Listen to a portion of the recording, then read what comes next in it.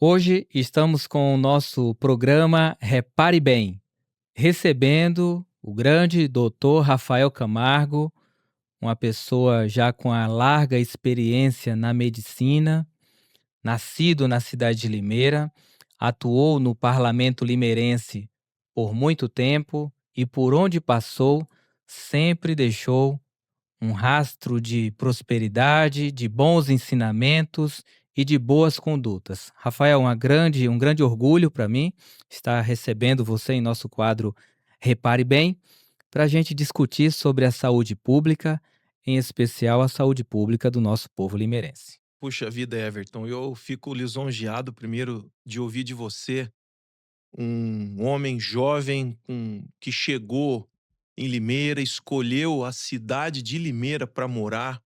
Eu acho que essa observação, ela é muito importante porque eu, enquanto limeirense, nasci aqui. Você escolheu a cidade de Limeira.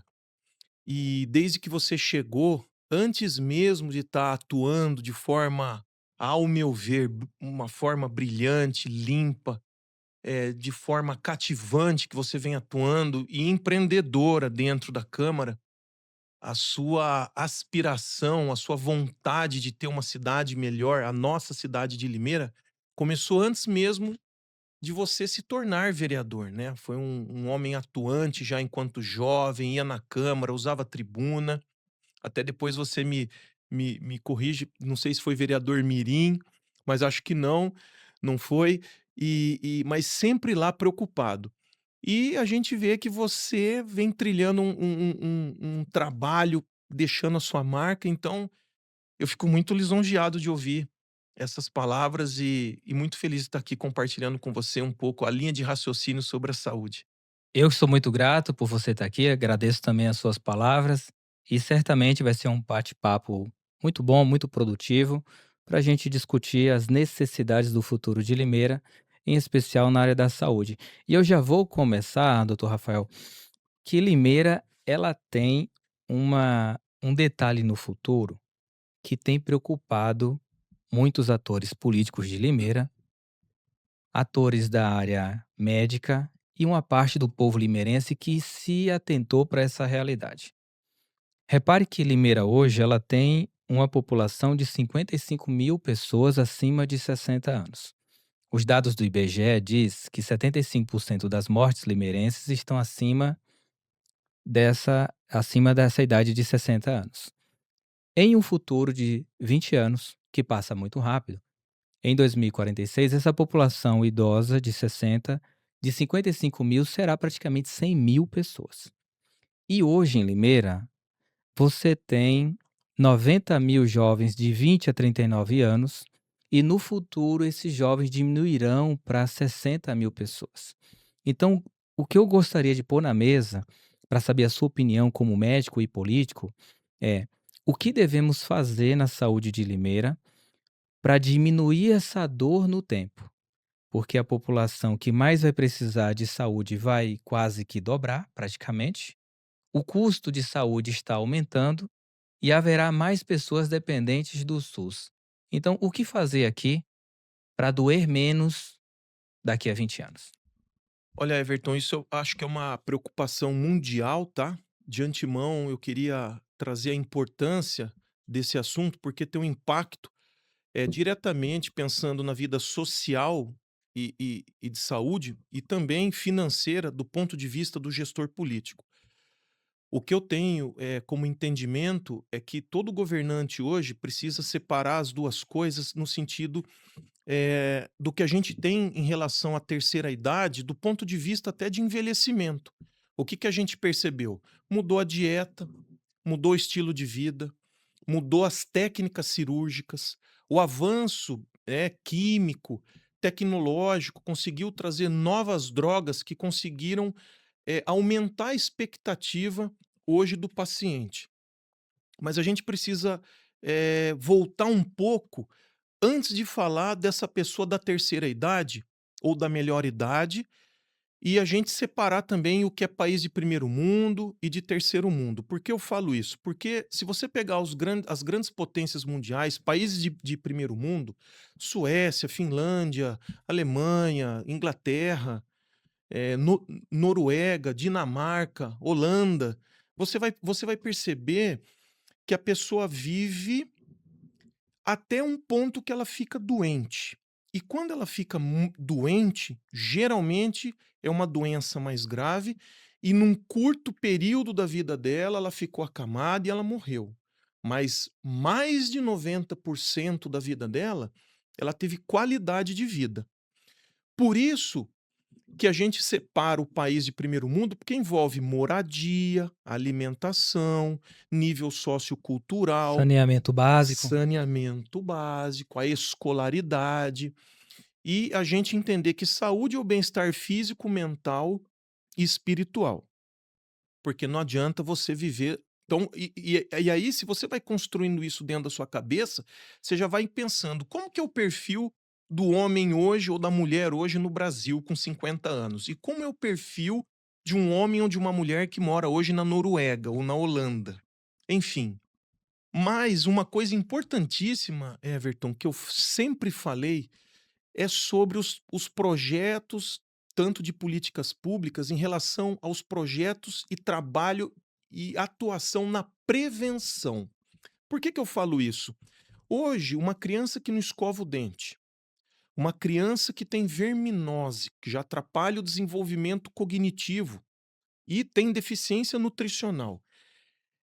Essa criança que já não escovou o dente, já vai ter o dente estragado, que antigamente, na minha época, tinha dentista na escola pública. Mas ela cresce, aí entra a parte de saneamento básico, o nível sociocultural, não come bem, não tem o hábito de higiene, tem propensão já a ter algumas doenças de infância que já atrasam o desenvolvimento tanto motor, né, cognitivo, quanto estrutura E física, no momento específico da criança, que né. é vital. E aí você pega essa criança. Muitas delas já não têm controle até da parte psíquica, que hoje a gente não tem esse acompanhamento na infância, porque cresceu muito o problema mental de ordem do ponto de vista psiquiátrico, as doenças da mente, ansiedade, depressão, compulsão, bipolaridade, esquizofrenia, mas tudo isso. E aí a obesidade começa a entrar de forma silenciosa. Sutil, né. Exatamente. E aí a hora que você pega o jovem já com uma obesidade, com propensão já chegando na adolescência, e aí você pode ter certeza que o quadro mental, psíquico já está muito mais aguçado, e aí a obesidade já entrando, porque não é comum você ter, eh, a hipertensão na criança, tá, mas o diabetes sim. E aí você pega daí o jovem que já entra na fase adulta, que começa a já entra com a obesidade. Você tem já esse jovem que já vai trabalhar, muitas vezes vai ter um problema físico, lombar, um problema psíquico. Já tem, às vezes, uma doença que não é, genética ou hereditária, mas ele já desenvolveu um diabetes. E aí, logo, ele cria hipertensão. Sem contar que o estilo de vida hoje da população, sem falar agora das canetas emagrecedoras, sempre foi uma dieta mais que você viu que mudou até o tripé agora sobre a pirâmide nutricional, que agora o que era bom mata, o que mata ficou bom. Então a gente tem uma sociedade hoje obesa. Você tem um exemplo, eu achei curioso essa sua fala, o que antes matava agora ficou bom, o que antes era bom agora matava. É, um exemplo, a falta de sal, Hum. o óleo, os tipos de gordura. Né, comer carne faz mal, então assim, muito se mudou na parte, de condimento e de ultraprocessado. O que é cancerígeno, o que não é, né. Então isso tudo virou um fórum que lá nos Estados Unidos agora tá todo mundo falando: "A gordura do porco faz bem, a banha faz E bem". antes dizia que Matava, fazia mal, né. matava, porque tudo isso tem interesse econômico. Interessante. Então você pega o brasileiro hoje na faixa dos 25 anos, 30 anos, você pode ter certeza que se tiver um estudo aprofundado, você vai ver que o cidadão, o homem ou a mulher já tem 2, 3 doenças. E no processo evolutivo de desenvolvimento, E aí, com as dificuldades que o nosso país coloca, imposto, salário, falta de oportunidade, N barreiras. Esse cidadão, ele vive mal, ele come mal, Infeliz. infeliz, estresse alto, cortisol alto, mora, e creio eu acho, né, o melhor país do mundo, mas ele não tem condição de viajar, de ter vida social. Então ele não vive, ele sobrevive para pagar conta e cumprir metas. E aí, por que que eu falo de tudo isso? Porque se a gente não mexer nessa primeira infância e no adulto jovem, eu não paro de produzir a terceira idade sequelada, já com doença, o que vem um impacto violento hoje no gasto público para ter que custear, e a gente está vendo isso hoje, por exemplo, com as unidades de saúde de pronto atendimento cheia de pacientes já sequelados que os hospitais não comportam mais. E o Brasil não tem estrutura hoje para falar de clínica hospitalar terciária para cuidado paliativo, aliás, não aborda isso. Então, realmente, você tem razão de citar esse assunto que é importantíssimo e é um problema a ser resolvido. Então você vê muito os asilos, casas de repouso, porque as famílias não conseguem cuidar em casa. Mas não consegue cuidar de quem? Daquele idoso, daquele paciente que está lá na terceira idade, que anda, vai no supermercado, que tem vida ativa? Não. É justamente, se você olhar o problema, vão ser os pacientes da terceira idade ou mais jovens que tiveram algum grau de sequela por algum motivo, que aí a gente entrou daí para finalizar o adulto jovem, já o adulto obeso, hipertenso, diabético, ele já e com o colesterol alto, ele já entra numa coisa chamada síndrome plurimetabólica, que é um para-raio esperando ter um AVC, um infarto, ele ter uma perna A amputada qualquer momento, a né. qualquer momento. E aí ele entra já num grau de sofrimento, mas dependendo 100% do poder público a nível de atendimento médico, equipe multidisciplinar. E isso você pode ter certeza que eu creio que, vamos falar de Limeira, Limeira não dá conta disso, o PAD, por exemplo. Você não tem hoje na rede, atendimento de fisioterapia, de fono, de físio, de nutri, para poder atender a população. E quanto custou você orientar, por exemplo, o jovem a escovar o dente? A nutricionista orientar um cardápio melhor para ele não engordar. A criança, que eu até projetos de lei que eu tenho na Câmara sobre isso. Até as mulheres, as meninas não ficarem grávidas antes do tempo. Então, tudo isso vai impactar e direcionar como nós vamos envelhecer, porque depois que o paciente já está sequelado, ele Com doenças crônicas já instaladas, já dificulta. já dificulta. Aí você caiu na mão do poder público, e aí é aquela dificuldade. Quando você fala eu achei interessante que você colocou o ser humano, na sua saúde física, a saúde mental e a saúde espiritual. E aí você discorre sobre uma criança que está subnutrida ou com a nutrição desbalanceada e ela começa a ter alguns problemas. Isso começa a interferir, de certa forma, na forma dela enxergar o mundo, ou seja, na sua área mental, na sua saúde mental. Sem dúvida. E depois a questão da área espiritual. Esse resumo do ser humano nessas 3 fases, você imagina que, atuando com as crianças agora, você diminui a dor dessas pessoas no futuro? Porque nós teremos já pessoas que são sequeladas, que são idosas acima de 60 anos, que devemos tratá-las. Mas como é que a gente faz para ter menos pessoas assim? É o que eu tenho dito para algumas pessoas, que melhor do que você dar o remédio, é a pessoa nem precisar do remédio. Então a pergunta nessa parte, doutor Rafael, é: tudo isso influencia negativamente ou positivamente para o brasileiro ser mais feliz ou mais infeliz? Eu acredito que o que destina a felicidade, Everton, infelizmente, o poder público, ele tem total condição de destruir todo e qualquer sonho de qualquer ser humano. Como? Forte essa fala sua, viu? Porque, na verdade, se eu condiciono você a ser um trabalhador que vai pagar imposto,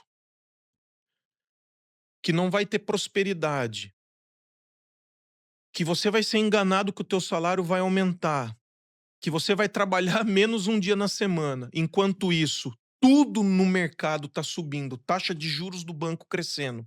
Eu pergunto para qualquer pai de família, eu pergunto para qualquer pai de família, quem conhece Bonito no Bonito e Brasil? Mato Grosso do Sul. Mato Grosso. Quem conhece o Nordeste? Quem conhece Minas Gerais? Quem conhece o Sul, Gramado, Bento Gonçalves? Você quer dizer que o próprio brasileiro não tem acesso às suas terras tão bonitas? Jamais. Por quê? Porque aqui nós estamos condicionados à sobrevivência e não a viver. Então, como é que você vai trazer qualidade de vida para quem não tem casa própria, ganha mal, a esposa tem que fazer bico num trabalho informal, o filho está na escola, e você tem hoje uma rede educacional falida aqui no Brasil. Se você pegar o número de professor que tem problema de transtorno mental, com ansiedade, depressão e estresse, usa essa palavra burnout, Mas é o estresse, né, é o doutor? estresse, porque a gente sempre teve estresse. Agora, assim, como mudou o perfil social e cultural de todo mundo, é uma nova geração que não é mais livre, ela é tecnológica, não obedece ao pai, não obedece à mãe, discute. E aí o professor está no meio disso. Aí eu pergunto para você, todos os países pós Segunda Guerra Mundial, quem não era potência, investiu em educação, virou potência. A China é um exemplo muito disso, porque a China sempre foi o formigueiro do mundo. O resto do mundo virou o grilo. Sabe aquele livro da formiga e do grilo? O grilo lá, Boa toca- analogia. isso, tocando o violino dele, a formiga trabalhando e o grilo falando: por que que você vai trabalhar? Tá um calor maravilhoso, a floresta tá linda.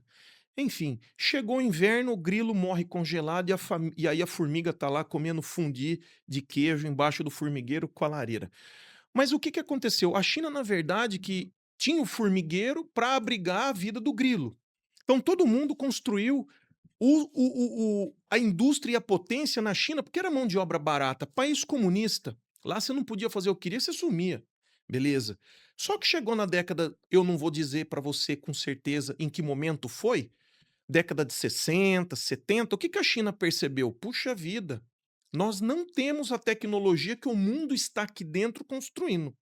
Todo produto que você comprasse no mundo, até citando as grandes marcas de telefone, produto da Disney World, por exemplo, tudo made in China.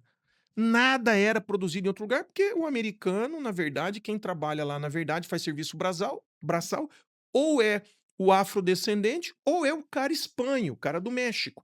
O americano não cavava fossa, então ninguém queria mais ficar. Não limpa o banheiro, não lava a Não, louça. policial, as coisas. E a China chegou uma hora e falou: "Espera um pouquinho, eu tô com a grande tecnologia do mundo aqui, no meu país, beleza. O que que eu vou fazer?" A China investiu maciçamente em educação, na formação de matemático, químico, físico e engenheiro. Então hoje, enquanto tá todo mundo enquanto o mundo está arranjando confusão, a China está lançando 30.000 tecnologia nova por dia. E o brasileiro está discutindo esquerda e direita, gay, lésbica, trans, homofóbico, preto, branco, Se usa azul, índio, azul. racismo. E ninguém consegue falar uma coisa que agrega todo mundo: gay, lésbica, trans, sapatão, preto, branco, marrom. Educação boa é bom para toda essa gente? É. Saúde de qualidade também. Um esporte de qualidade, uma alimentação boa. Todo mundo parar no sinal vermelho, É bom para todo mundo? mas ninguém fala disso. Interessante. Então, eu acredito que Essa dicotomia tem destruído a gente, né. No sentido de você falou algo muito forte. Primeiro você me lembrou que essa sua fala sobre a China em 1981 ela vinha aprender com a indústria brasileira sobre indústria. Hoje a China é um canhão industrial. Mas a fala sua que foi muito forte, que me fez chamar a atenção, que eu não havia olhado ainda por esse prisma, é que, doutor Rafael, você fala algo assim fundamental. Quem é gay e quem não é gay precisa de uma saúde boa? Sim. De uma educação boa? Sim. Quem é negro e quem é branco precisa de uma saúde de qualidade, de uma educação avançada? Sim. E é isso que a gente tem que discutir. E é exatamente isso que a China tem feito, e é esse grande exemplo que você traz aqui. Né. Perfeito. Então eu acredito que tudo, qualquer peça do xadrez que você mude hoje em qualquer nação, em qualquer cidade, e lembrando que Limeira, né, agora como você bem citou, faz parte do Brasil, do estado de São Paulo. Limeira foi o berço de grandes indústrias, né, que hoje perdeu muita força até por falta de representatividade e de pessoas, Everton, que têm aquele potencial. A gente precisa, como brasileiro, acreditar que a gente vai chegar uma hora que a gente vai perder o reflexo, que a gente vai perder aquela sensibilidade. Por isso que a gente tem que dar voto de confiança para as pessoas mais novas, para as pessoas que estão chegando, para as pessoas que estão querendo ocupar um espaço em algum lugar importante, seja na saúde, na educação, no esporte, no planejamento e na política. E Limeira perdeu muito espaço disso. Então, de tudo que a gente fala de saúde, está atrelado à política, que está atrelado ao nível de representatividade no governo do estado e no governo federal. Quando você fala de falta de representatividade, e cita a indústria, eu tenho um exemplo próprio para dar, pois eu estive há pouco tempo no Dia da Indústria, feito pela Ciesp, e nesse Dia da Indústria, que a Ciesp organizou, e uma organização muito bem feita, foi convidada a secretária de Meio Ambiente do governador Tarcísio. Essa secretária, ela ficou aproximadamente 1 hora e 15 minutos discorrendo. Ela é super inteligente, ela é muito arrojada, ela entrega resultados, mas em 1 hora e 15 ela citou diversas cidades da região de Limeira, dando a palestra aqui em Limeira. O nome dela, salvo engano, é Natália Rezende, e ela não falou de Limeira. E eu achei aquilo incrível, eu falei: "Poxa, ela falou de Rio Claro, falou de Araras, falou de tantos lugares, mas não falou de Limeira".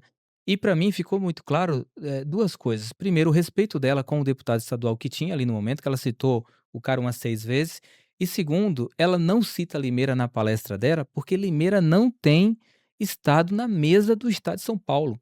Esses dias eu disse para um amigo, doutor Rafael, que o estado de São Paulo representa 35% do PIB brasileiro, e Limeira decidiu não ter ninguém nessa parte do mapa do Brasil. E isso é algo muito sério. Voltando aqui agora para a saúde e do ponto de vista mais da cidade de Limeira.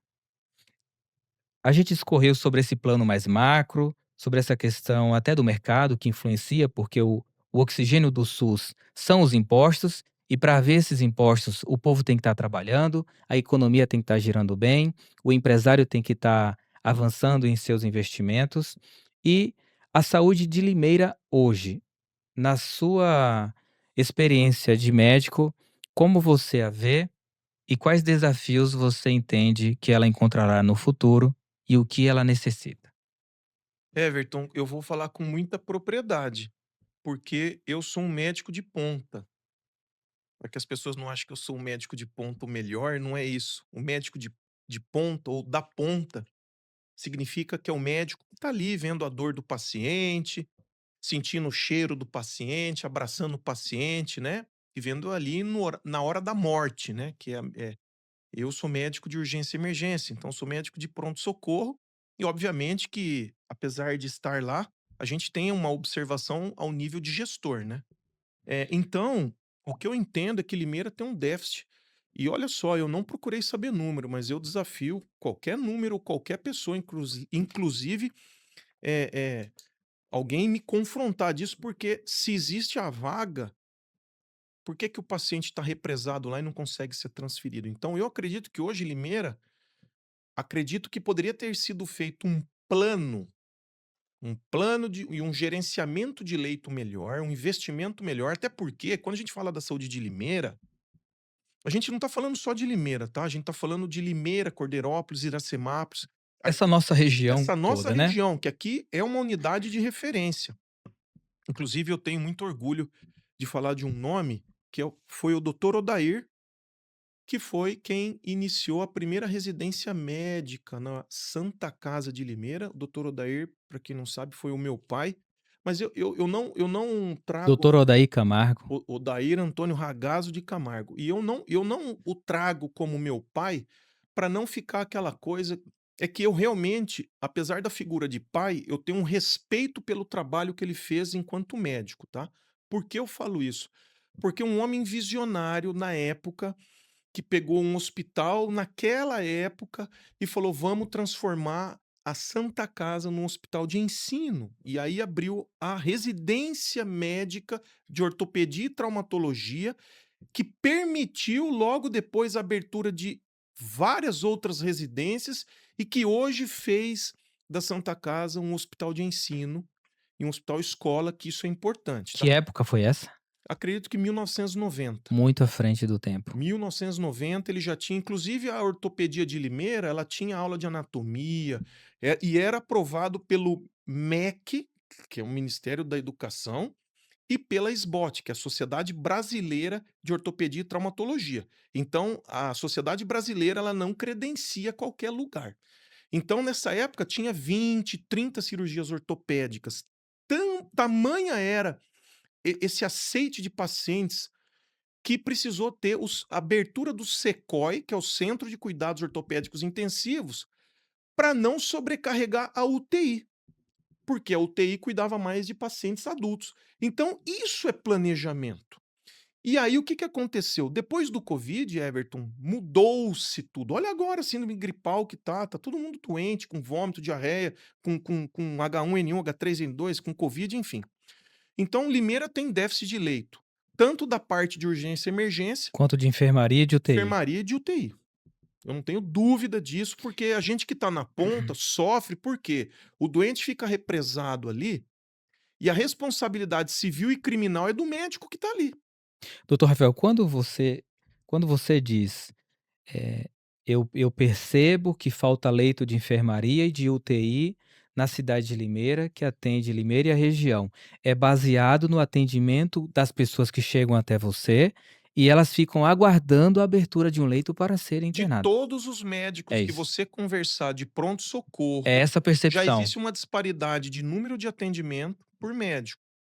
Se você pegar, por exemplo, então assim, e aí começa a misturar os pacientes, tá? Por que que eu falo isso? Porque mudou o perfil hoje do retrato da saúde. Por que eu falo isso? Porque como a gente aumentou, voltando agora do começo, como a gente aumentou a expectativa de vida, mas infelizmente sem qualidade de vida, esses pacientes que vão dar uma entrada já num pronto atendimento com suporte, vão Uhum. chegar morrendo ou vão chegar ali, aí vai ficar uma correria de ligando para lá, para cá, pondo no cross, se matando para poder fluir uma Ok. coisa que deveria ser natural e você tem que fazer aquele aquele esperneio. Por quê? O juiz de direito ou o promotor, ele não quer saber depois por que que o doente morreu, por que que a sua mãe morreu, por que que o seu filho morreu. Quer saber por que que você, médico que estava lá, não transferiu o doente. E não é assim. Então, o Brasil hoje, né, do mesmo jeito que tinha soda cáustica no leite, metanol na bebida, carne estragada, merenda podre, para cada centavo de desvio de verba de alguma coisa ou de máquina engessada, o serviço essencial vai pagar o preço. E aí essa pessoa que não está nem aí para política, que está, beleza, Copa do Mundo, né? Eu queria entender se num país pegando fogo, quem vai. Mas tudo bem, espírito brasileiro, né? A menina caiu da ponte, aí o pai jogou a filha do quinto andar, a outra matou o pai à martelada. Então o brasileiro hoje, ele está vivendo no automático, assim, não quero saber de nada, tá tudo bem. Só que a hora que o problema chegar na casa dele, que a mãe dele estiver morrendo em algum lugar, o câncer pegar ele, Aí ele vai ou ele perceber. tomar um tiro na barriga do cara que só foi pegar ali, aí ele quer saber dos direitos dele. Aí eu vou gritar. E aí entra as bandeiras, né? Aí começa aquele show de bandeira que ninguém faz o básico.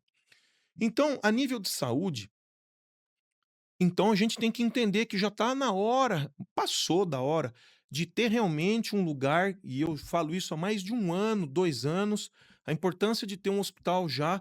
focado na terceira idade, tá? E não é para fazer ambulatório só, mas é para fazer aquele cuidado que a família vai largar aquele paciente, aquele ente querido, no perdão da palavra, mas ele vai ficar abandonado dentro da casa, não abandonado no sentido do cuidado, do amor, né? Porque hoje, para tudo que você vai falar, você precisa tomar cuidado com o oportunista que não produz nada e tá apto a hoje a pegar uma coisa, uma ferramenta que chama rede social, falar o que quer, e nesse país se faz o que quer, se abre qualquer empresa, jogada, fiscal. Aqui é o lugar que só espera o próximo evento catastrófico, porque hoje é o roubo do aposentado, máfia lá da Faria Lima, aí você achava dólar na cueca. eh, Se você para para olhar tudo isso, a sociedade de bem, ela não vai conseguir nunca combater se ela não empenhar, porque a pessoa de bem, ela não usa a mesma força que a pessoa ruim hoje, Com o poder. com o poder e para não deixar o sistema quebrar, Porque não é só a pessoa ruim tá tendo ação, é a pessoa ruim com o poder na mão. que é o que é lógico. E aí, na questão da saúde, tá lá aquele ente querido que fica dentro de casa, sem o cuidado, sem ninguém ver, com ferida, ou sai do pós-operatório, já vai para casa, a família não tem como cuidar. Só que ninguém tá nem aí com isso. Até você amanhã perder o emprego, não ter plano de saúde, ou ficar sozinho, depender de alguma coisa, daí você fala: "E agora?".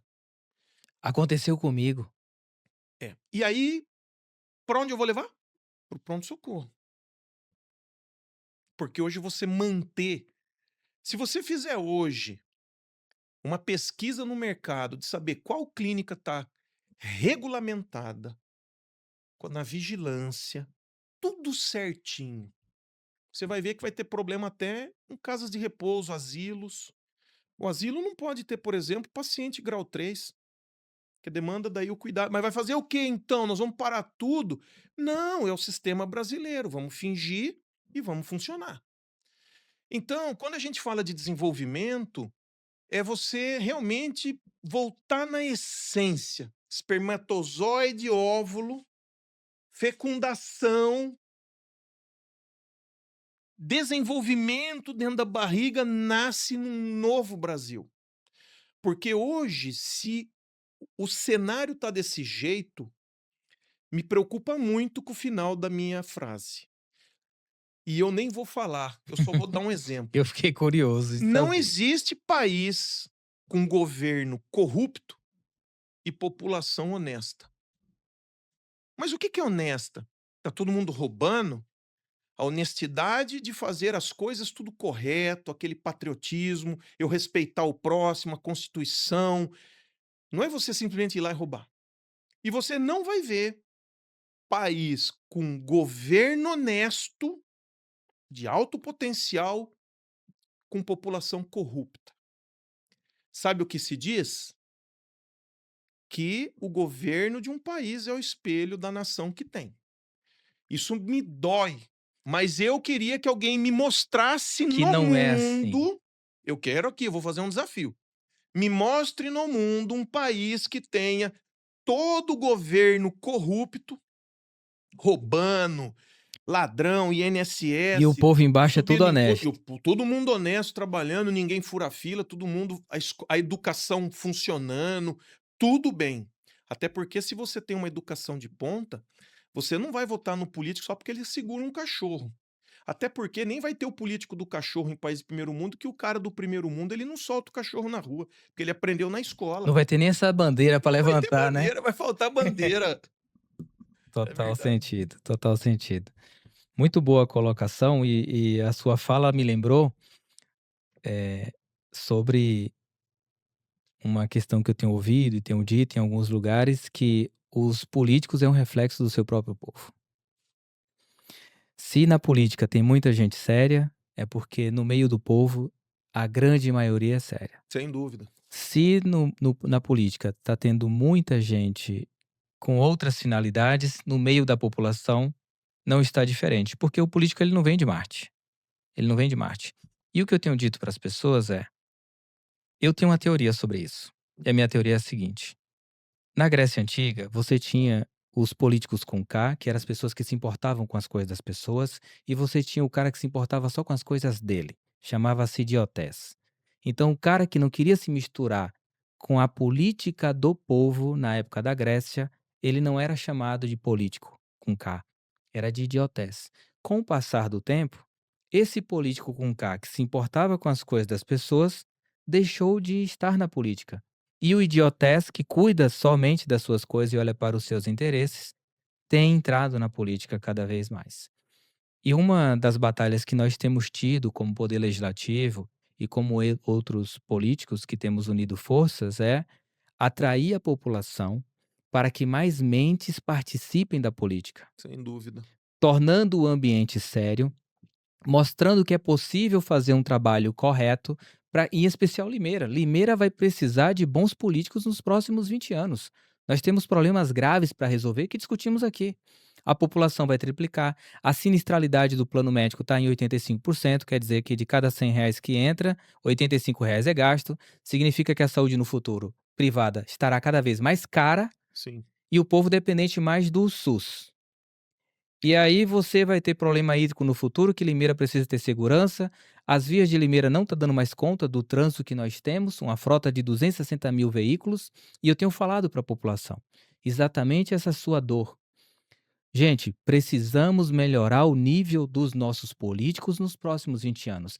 E a pergunta que eu me fiz, doutor Rafael, como um político atual e atual presidente da Câmara, é como é que eu atraio novas mentes limeirenses a participar dos próximos pleitos. E sabe uma coisa que eu descobri muito séria? Se você entrar no site da Câmara dos Deputados e pegar 100 deputados de forma aleatória, você vai perceber que 50% deles foram vereadores. Significa que se a gente qualifica essa política aqui, no microambiente, no futuro a tendência é ela qualificá-la. Agora, uma coisa que eu já tinha a resposta era: Everton, que você vai fazer? Não vai fazer nada? Vai manter do jeito que está? E aí vai mudar. A segunda lei da termodinâmica vai dizer que não, que as coisas não melhoram com o tempo. Você, como médico, disse muito bem: se eu tenho uma dorzinha no coração e eu não cuido, essa dor não melhora com o tempo. Se esse estúdio a gente fecha ele por 3 anos e volta daqui a 3 anos, ele não vai estar melhor do que está agora. Então, para as coisas melhorarem com o tempo, a gente precisa estar colocando a nossa ação. Então, esse jardim limeirense, esse jardim da vida das pessoas, se ele não é cuidado e tratado, ele não melhora. E a nossa luta é essa: trazer mais pessoas para dentro da política, para que seja um ambiente cada vez mais sério, porque você falou uma frase muito forte: a política tem a força para abrilhantar a vida das pessoas e para desgraçar a vida das pessoas. E até sem que elas percebam, né? E isso não pode ficar na mão de pessoas que são ruins e têm o peso da caneta na mão. Sem dúvida. É por isso que a gente acredita, Everton. Eu vejo assim, aqui falo publicamente que assim, você é uma pessoa extremamente preparada. Eu não precisaria falar isso para você. Você é um homem inteligente, jovem. E o melhor de tudo isso, né? Você escolheu Limeira para morar. Então, e outra coisa que agrega muito no teu histórico, você, desde jovem, além do estudo, trabalhou, fez, você já tem um conhecimento prático, não teórico, dentro da administração pública, né, da parte de saúde, de gerenciamento, de gestão. E você não tem a dúvida que para nós, lembrando que Limeira é uma cidade muito diferenciada no estado de São Paulo pela localização, Super, geolocalização. super diferenciado. Então, você tem que e se você não ocupa o espaço vai ser ocupado, né. Você vê, é triste ver que 70 mil pessoas não votam. Mas a gente olha só como é difícil, imagina você construir uma casa com 100 mil pessoas, 150 mil pessoas, ou 21 pessoas, ou 4 determinando como tem que ser.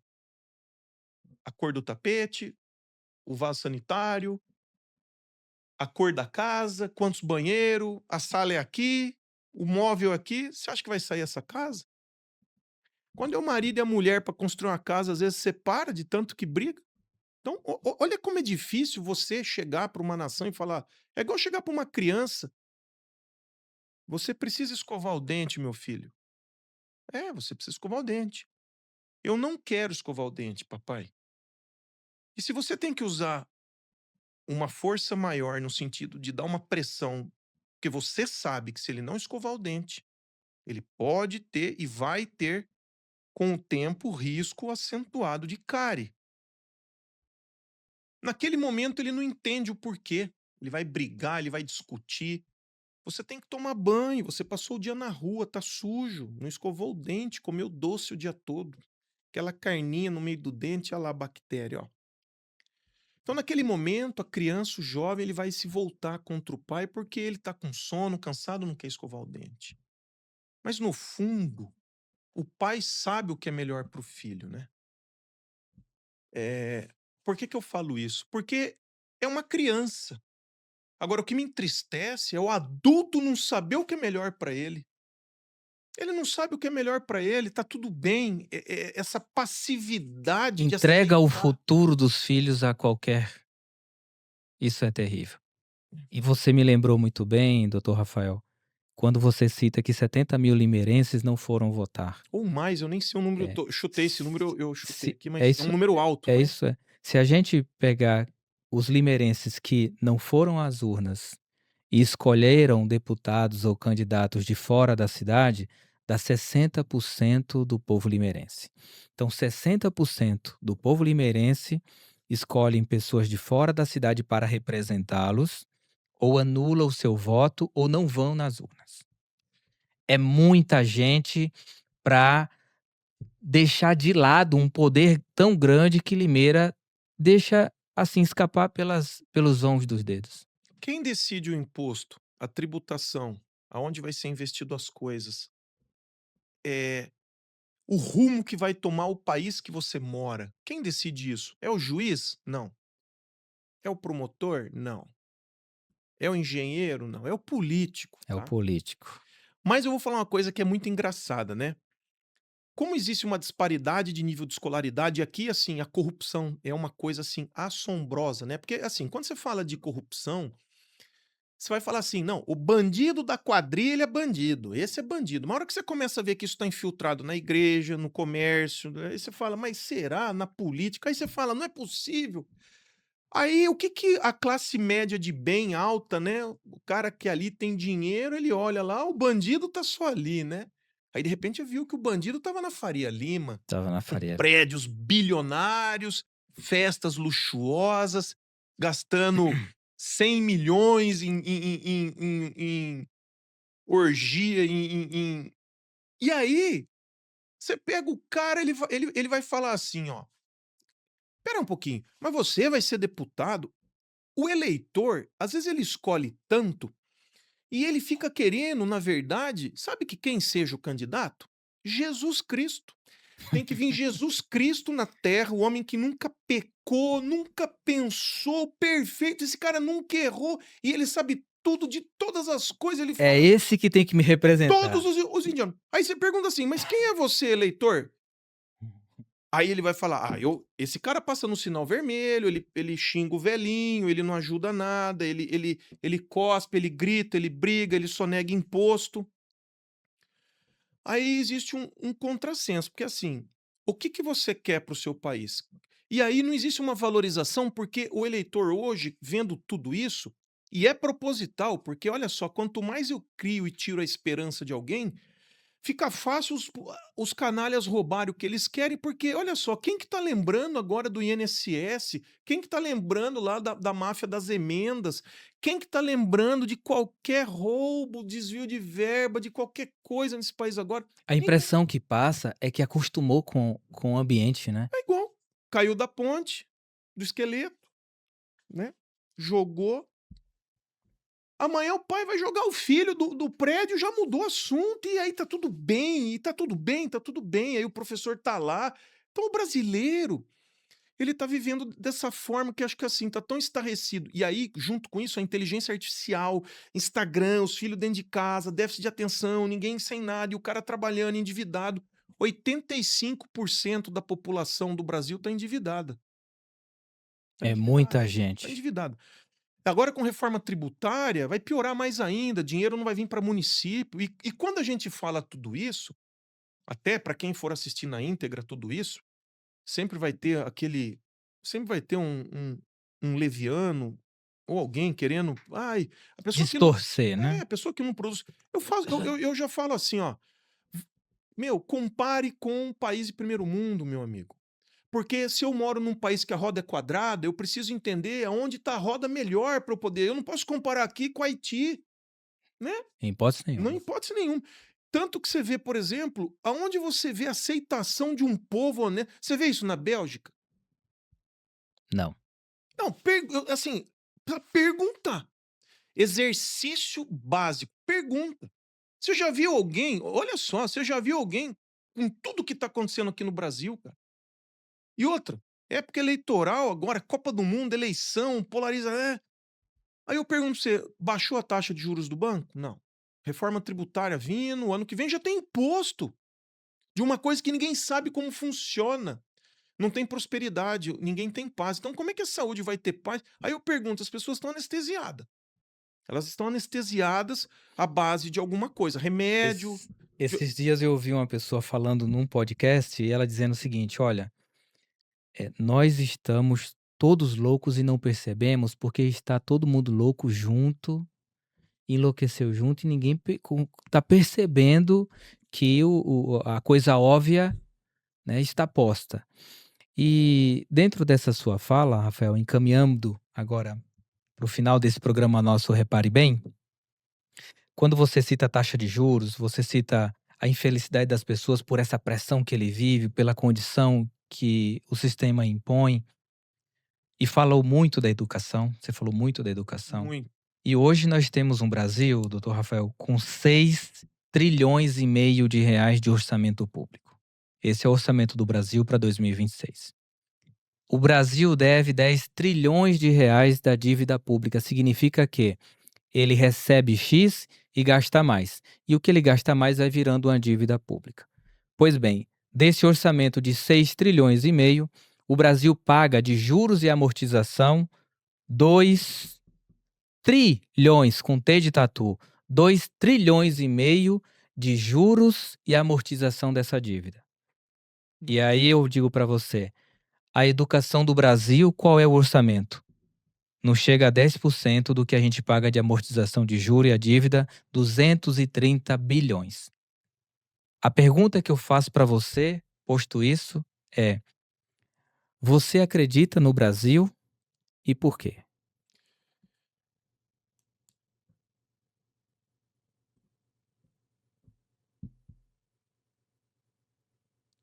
Eu eu acredito no Brasil porque eu me conheço,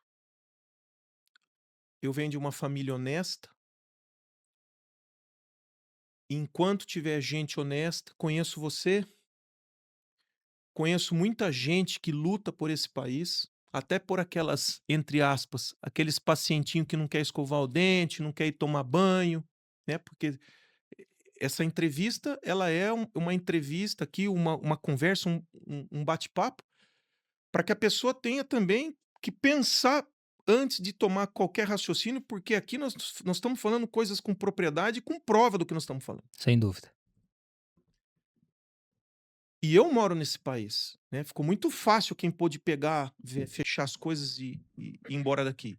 E eu acredito que a gente tem que ter esse trabalho de conscientização, de cada vez mais pessoas com potencial, pessoas mais jovens, pessoas que queiram participar desse processo de mudança. Se a gente vai estar velhinho lá, e graças a Deus o Com a envelhecer bengalinha é na uma mão. benção, porque só não envelhece quem morre cedo, eu não sei se a gente vai poder ver o Brasil que a gente acredita. Mas é dolorido, doloroso, penoso, frustrante, deprimente enxergar tudo o que está acontecendo e ninguém é obrigado a ter maturidade ou ter visão ou percepção do que está acontecendo. A pessoa nasce e algumas pessoas enxergam, outras não, e o sofrer com isso é uma opção ou não. Mas agora que você vê a propaganda política falando assim: venha para o partido tal, a luta do companheiro, a luta não sei o quê. Aí você fala assim, gente, é o mesmo modelo, é a mesma coisa eu contar uma piada de mau gosto Durante 20 anos, porque eu tô observando que há 20 anos é a mesma conversa. Me empresta R$ 1 que eu vou te pagar amanhã. Sabe aquela história? Você encontrou o Uhum. cara na rodoviária, me empresta R$ 1 que eu vou te pagar amanhã. Então, se você me pergunta, você acredita no Brasil? Com certeza sim. Tem gente boa no Brasil? Tem. Tem gente ruim no Brasil? Tem. Mas tem gente boa lá na Finlândia? Tem. Tem gente ruim? Também Tem tem. também.